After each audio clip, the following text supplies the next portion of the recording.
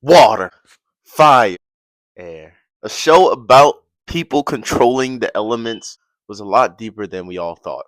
The question of moral dilemma in Avatar is a serious question that needs to be addressed. You see, the one thing we have to realize about the beauty of how Avatar was told is that Aang is essentially a kid. Now, of course, when we watch the show, we understand he's the Avatar. We understand this motherfucker is 112 years old to get this grown man up out of here. However, the reason he's not an old man physically is because he was stuck in the iceberg for 100 years.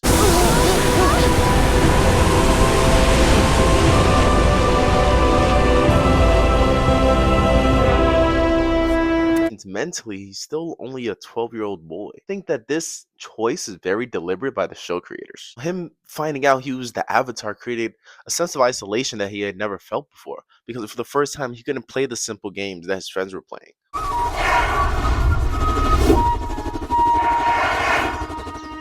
What's going on? Now that you're the Avatar, it's kind of an unfair advantage for whichever team you're on.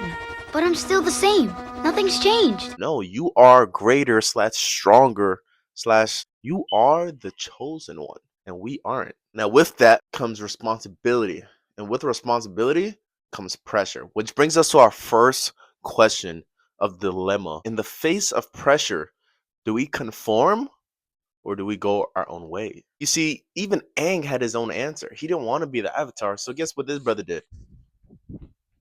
Nah, just play. But he ran away. I never saw Gyatso again.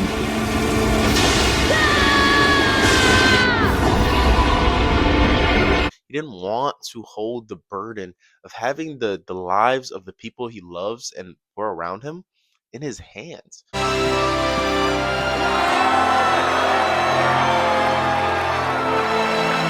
When he simply was just a kid still trying to figure it all out. And it brings up an important question, because in our lives, we all have our own opinions, beliefs, and even parts of our identity that we hold close to ourselves. However, there are times when we're directly challenged by it, whether that's at work, where we're expected to show up one way when in reality we're another way. Or let's talk about school, where we have the ability and the curiosity to learn things, yet we're forced to conform within the structure of a major or a degree of some sort. And so when you bring on public scrutiny and pressure, that adds a level of societal consequences to your actions. Are you going to have the ability to tell them all no?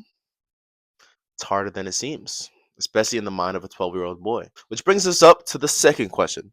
At what point does moral duty override personal integrity? Like, my thought is everything has a price. There is not a number that can get you back in that ring. 80 million, 100 million. Nah, because now you selling your soul. $100 million, you can have my soul. That's you. Now we know your character.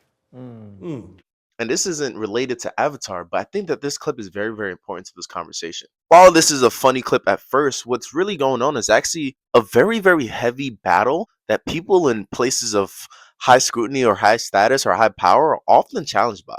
And that is the question of, do I perform or do I act in service of the people because I in some way are, maybe empowered by the people or maybe placed in high status because of the people?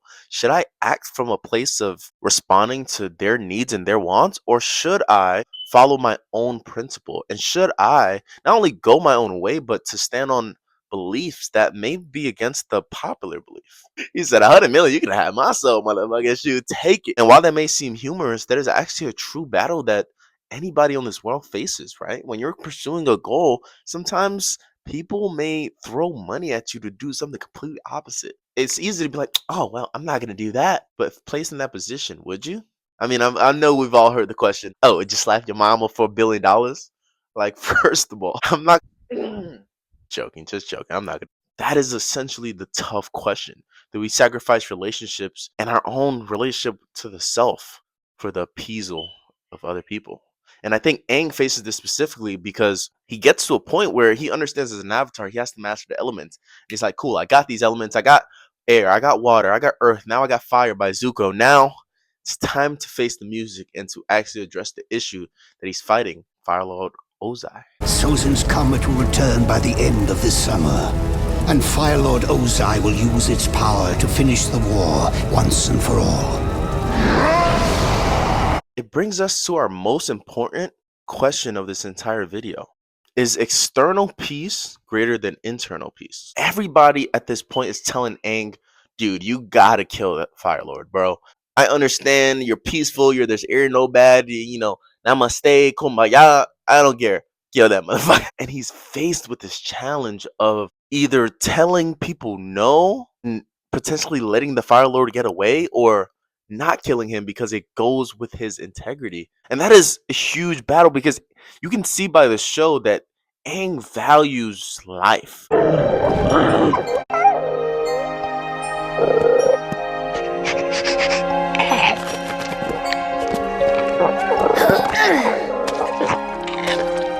He's a vegetarian. He hasn't killed any enemies throughout the duration of the show.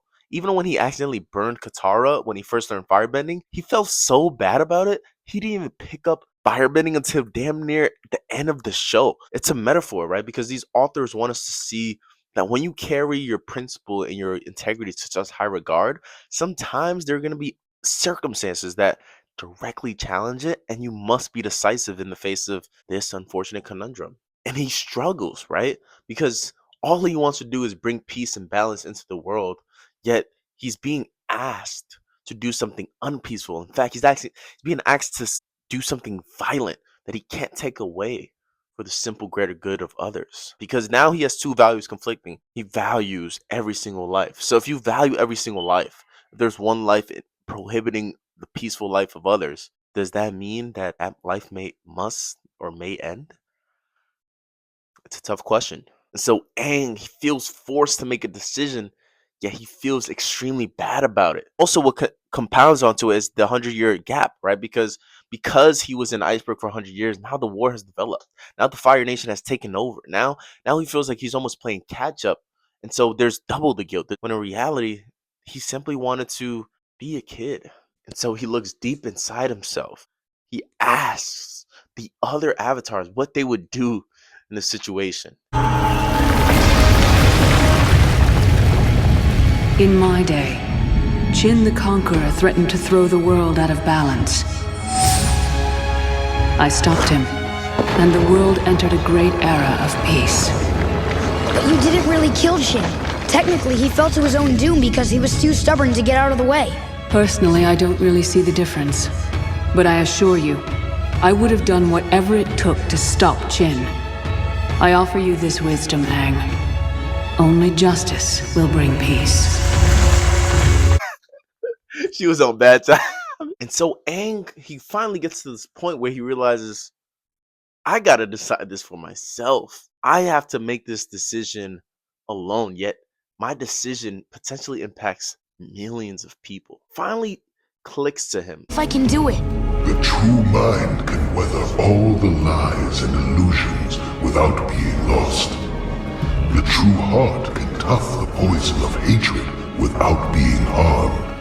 Since beginningless time, darkness thrives in the void, but always yields to purifying light. Fundamentally, Aang wants to fight with love and not hate. He doesn't want to use his power for evil. And he learns from this sea turtle how to actually fight with love and ultimately take the Fire Lord's powers away. The old spirit must be unbendable, or you will be corrupted and destroyed.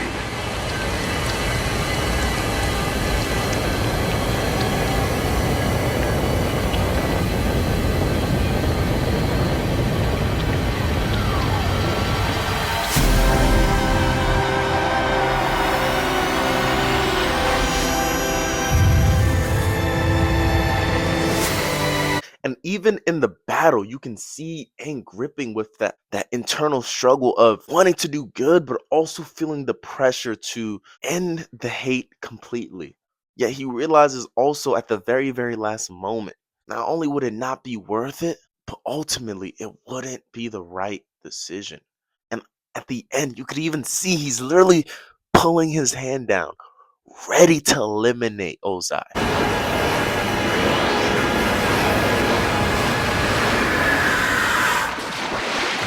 But the love from his friends, from his family, from Momo, from Appa, from Zuko. Everybody that has ever crossed his path, it stayed in his heart. This show encapsulates the internal struggle of those that are seeking to do good things in this world, yet struggle against the flesh, struggle against societal pressures. Fundamentally, the creators of this show argue that there are two beasts that fight inside us every single day. One relies on evil, relies on greed, it relies on negativity, anger, revenge. And then there's another beast that's also as strong, also as powerful, represents good, honesty, integrity, love, forgiveness. And the battle of who's going to win goes to which one you feed, and ultimately, which one you honor in your heart. Thank you for watching.